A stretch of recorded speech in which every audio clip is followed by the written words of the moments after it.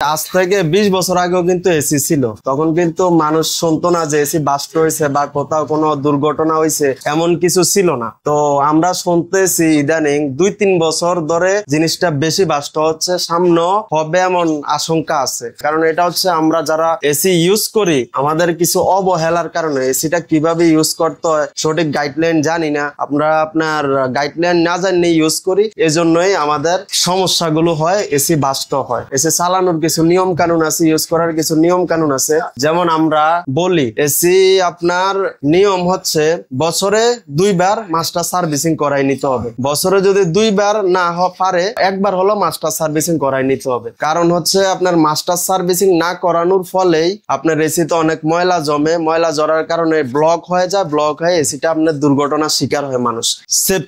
সেফটিটা use করে না, তারপরে আপনার দেখে না এসি কি সমস্যা বা এসিতে আপনার ব্লক আছে, এগুলো এসি যারা ইউজার তাদের অবহেলার কারণে আমাদের টেকনিশিয়ান বাইরে আপনার ফান হারাইতে হচ্ছে, দুর্ঘটনার শিকার হতে হচ্ছে।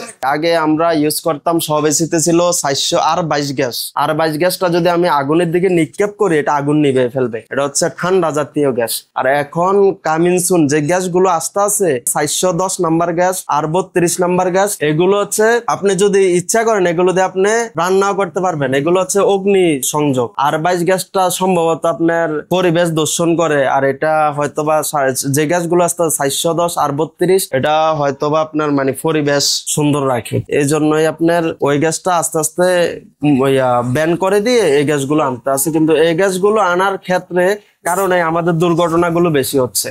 কয়েকদিন আগেও দেখলাম মাইকিং করে বা আপনার যা উচ্চ লেভেলে, সরকারের উচ্চ লেভেলে যারা আছে জ্বালানি মন্ত্রী, ওদের থেকে বলছে এসির টেম্পারেচার সবসময় 26-25-26-এ রাখার জন্য। আপনার একটা এসি আপনি যে 18তে যদি টেম্পারেচার দিয়ে রাখেন, 18 টেম্পারেচার কিন্তু একটা এসি নামাইতে অনেক, এসিটাকে অনেক কাজ করতে হয়, অনেক সময় নেই, এসিটার কম্প্রেসারের উপর অনেক চাপ পড়ে। আর 18 টেম্পারেচার অনেকটা ডাউন টেম্পারেচার, এটা আপনি চাইলে কম্বল পরে ঘুমাই থাকতে পারবেন, এত ডাউন টেম্পারেচার আমাদের লাগে না। কিন্তু আপনার কম্প্রেসার উপরে প্রেসার হওয়ার কারণে অনেক সময় দেখা যায় কম্প্রেসার বাস্ট হয়ে যায় বা এসির অন্য দিকে বা এসি নিয়ে বাস্ট হয়, এসিতে কত আপনার ব্লক হয়ে যায়, তো এই কারণে দুর্ঘটনাগুলো হচ্ছে। পরিশেষে এটাই ভাই, যারা এসি ইউজ করে আমাদের গ্রাহকরা, কাস্টমাররা যারা আছে, সবাই যদি সঠিক নিয়ম অনুযায়ী, গাইডলাইন অনুযায়ী এসি গুলো ইউজ করে, বছরে 2 বার না হলো 1 বার যদি সার্ভিসিং করে রাখে আর দক্ষ একজন টেকনিশিয়ান দিয়ে এসি গুলো চেক আপ করে রাখে, তাহলে আস্তে আস্তে এই দুর্ঘটনাগুলো ভবিষ্যতে আর হবে না।